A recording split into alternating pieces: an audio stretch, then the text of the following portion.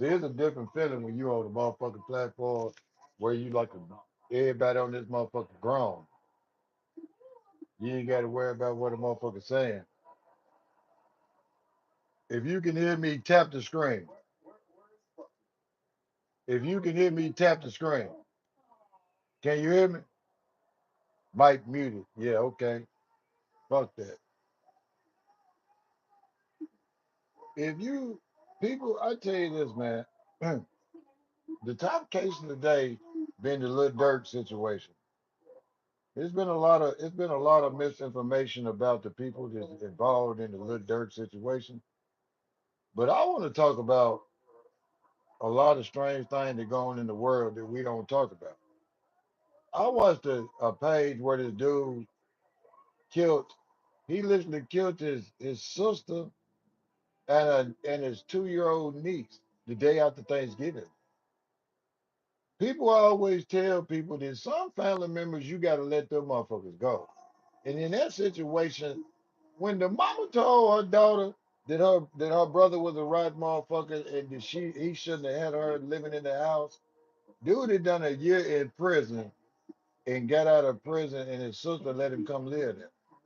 But within the reason that he done the time in prison was for assaulting his mama, man. And that's crazy. And then when he didn't get his his whatever, I guess, the day after Thanksgiving, that man stabbed his sister, 29-year-old sister, and 2 year old niece to death. I tell you what, I'm watching. You got you got motherfuckers, Lil Durk. They said that Vaughn cousin is the informant for Lil Durk. He's one of them. He's not the only one. Lil Durk got so many people, witnesses against him in his trial. There's going to be a RICO trial, and they all people that's been around Dirk. Dirk was surrounded by nothing but a whole bunch of rats, which a lot of these rappers and shit, they be so quick, they go to fame and they want to be hood. So they are hood, but they want to be presented to be hood. So instead of them going hiring legitimate security guards to protect them while they do their shows, they go get all these gang members and bring them to their shows. And with this motherfucking, with these RICO, see, these folks are utilizing the RICO tool. RICO was formed to bring down organized gangsters and criminals like Al Capone during the Prohibition alcohol phase. So when you think about the reason that they are pushing this motherfucking RICO against all these individuals, because a RICO case is easy to prove, especially with the internet and technology that we have in the world now, and everyone wants to be famous. Everybody wants to have people think that they gangsters and killers. And them folks come back and they use their own words against them, man.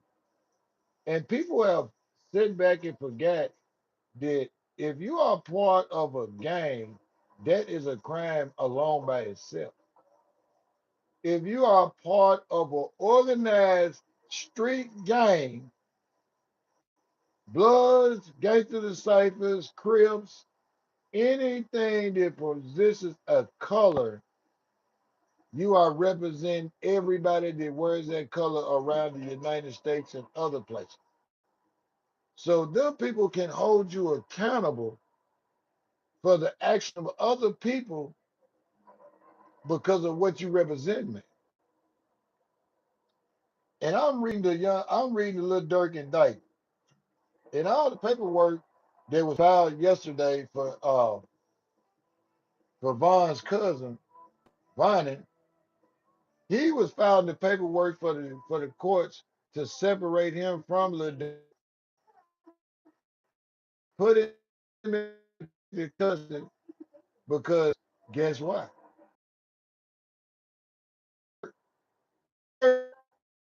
Stood on hood business, and his daddy went to prison and spent damn near 25 years in prison because he wouldn't rat on Larry Hoover. And a lot of people want to try to put this case and link it up with Lil Durk's daddy and say that Lil Durk's daddy is the reason why that the federal government is going hard on him. This doesn't have anything to do with Durk's daddy. This has everything to do with Lil Durk's actions and the people around him. You have any time that you go online or you go in the world and you gloat about killing people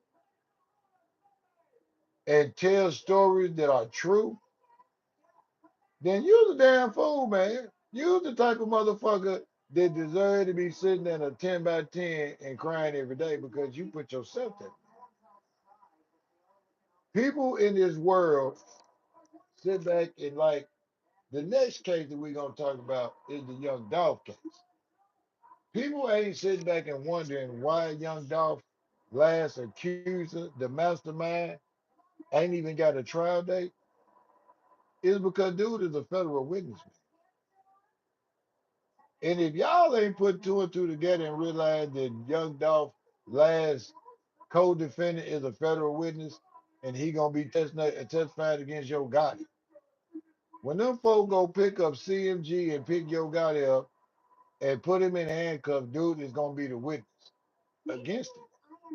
Them folk would trade a nothing ass body for a big boy federal RICO case any day.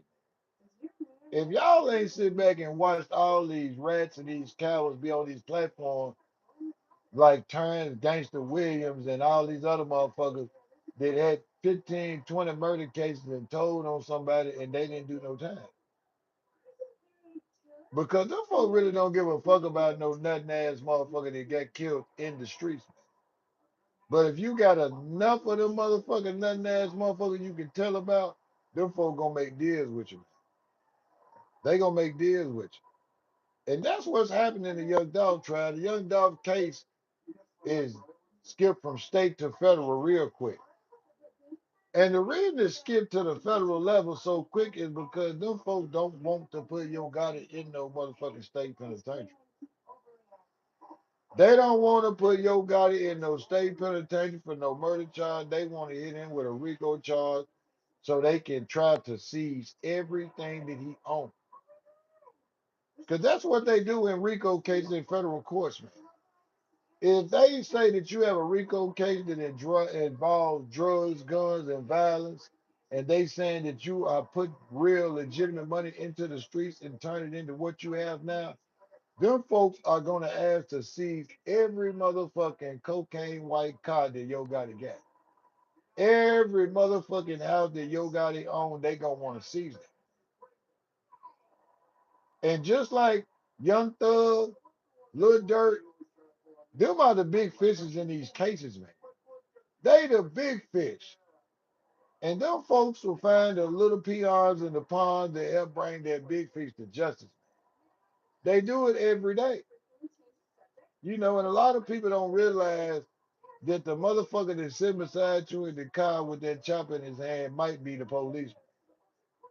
That motherfucker that's sitting in the car beside you hitting that blunt, talking about here a real motherfucker might already be mic'd up.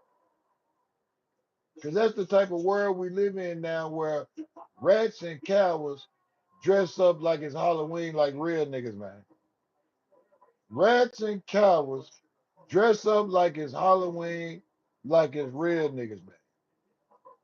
So people need to start realizing that whatever you do, you need to do on your own. And whatever you say, you need to stand on that, man. You need to stand on that. You can't always help motherfuckers that's coming out the penitentiary or coming from the streets. Young Thug learned it the hard way. Sometimes when you make it, the best thing for you to do is just give money back to your community and stay away from them suckers in your community.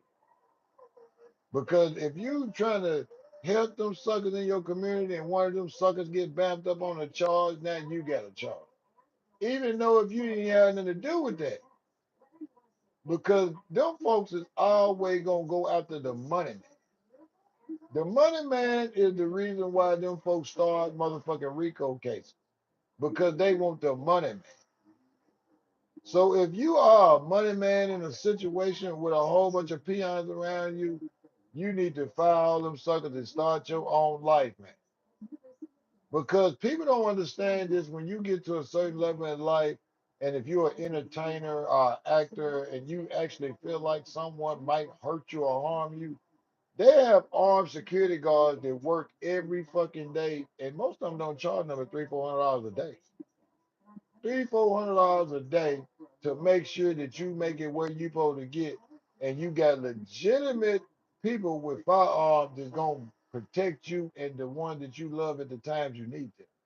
You don't need all these fake ass gang members hanging around you with no Dracos and no extendo clips, because that bring more attention to your situation. And if you got millions and millions of dollars like Young Thug and Lil Durk, you don't associate yourself with people that ain't got the same kind of money with you. Because them folks ain't got everything to lose like you have to lose.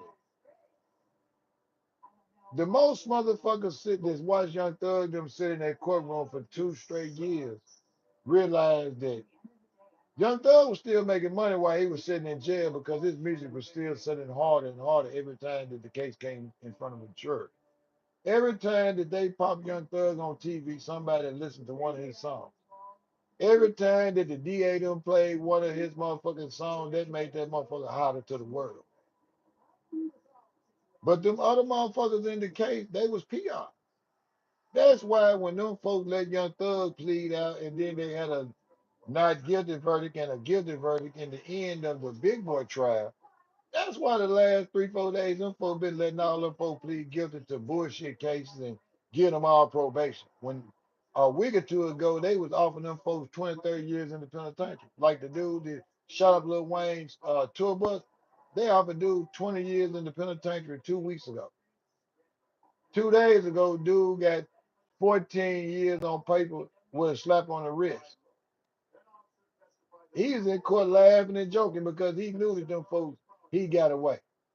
He knew it. But it all boiled down to the big fish got away. So why worry about these little motherfuckers? Them little motherfuckers ain't nothing. Most of them little peon motherfuckers like Lil Wood and Lil D move to them folks gonna end up back in jail over and over and over and over. They gonna have a recycle. They ain't gonna have no money. They ain't never had no money. Them motherfuckers ain't never had no money. So they ain't gonna never have no money in life, man. And I tell you this, if you go on podcast and you got one story to tell, you can only tell that one story one time. So those 20 versus ones and all that other shit is over with. So if Lil Woody ain't been smart enough to save money instead of going to buy all those bullshit savage cars, then he got a hard awakening when these folks don't be calling him asking him for no interview. Because why would someone want to talk to a motherfucker that they already know the true story? The true story.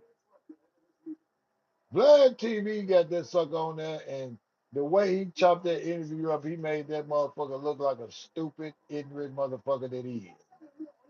He put that trick interviews in the order where you can catch him like $40,000 in the club. Then you go back to the video right before that. He talking about he was out there stealing blue jeans and he was the booster of the neighborhood. He was a booster, a thief, man, of the neighborhood. Every young nigga in Atlanta had a pair of little Woody jeans on that he stole for them at the mall. The reason why the Rico trail started in the YSL trial is because a motherfucker got caught stealing some blue jeans. Dude got caught being a thief and told on some motherfuckers about some murder cases. That's wild. That's wild. It's wild that any motherfucker would tell on a person anyway. But for you to be sitting down there with some motherfucker, and it wasn't, people don't understand the dude had so many theft charges that it turned into a felony. To most motherfuckers, one pair of blue jeans, you steal it out of the store, it's a misdemeanor with a slap on your wrist. But dude been at so dude probably got about 30, 40 motherfucking theft charges. He probably borrowed from every Walmart and mall in Atlanta, Georgia, and Clayton County and Fulton County and all the counties around it because he was riding around in stolen cars, walking in Home Depot, pushing carts out. For real.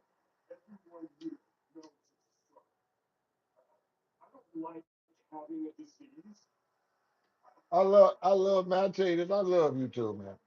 I love YouTube because YouTube is grown folks. YouTube, I can get on this motherfucker and I ain't got to worry about no whole ass trolls, no weak ass motherfuckers just being able to report the live like on TikTok and them other bullshit ass apps. That's why I said I ain't never going live on TikTok no more. I'm turning my back on TikTok. Fuck TikTok. You know what I mean? Hey, I tell you this and what's so crazy, man. I make more motherfucking money off individual videos than anything. What's up, Mark? I see you, Mark. You know what I mean? I tell you this, man. TikTok is one of them apps meant for them little young motherfuckers out there dancing and motherfuckers out there that want to go online and beg and cry for money, man. That's what TikTok. That's why you don't see no motherfuckers on YouTube lives sitting around begging for money because YouTube ain't letting that shit go on, man. You want to tell me on TikTok that I can't talk, that I can't cuss.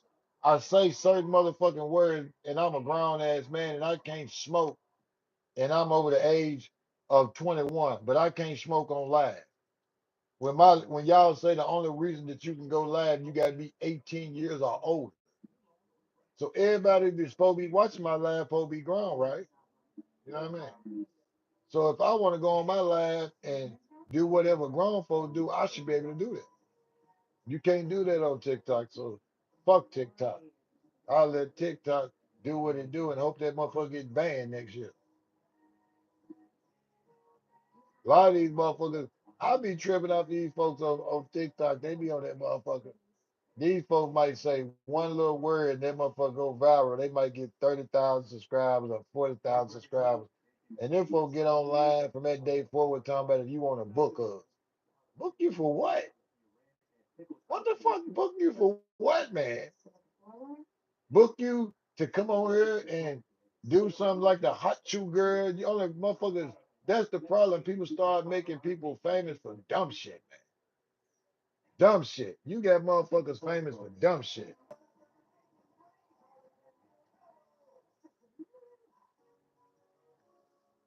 I'm only going live on YouTube from now on. Only. I'm only going live on YouTube. I never let them all get a chance to play them reindeer games with me and be able to talk fucking to me. If you want to come on my platform, come on up on YouTube. Come on YouTube where we can talk about this shit. But yeah, I'm gonna go live at 7, man. I'm just dipping and diving.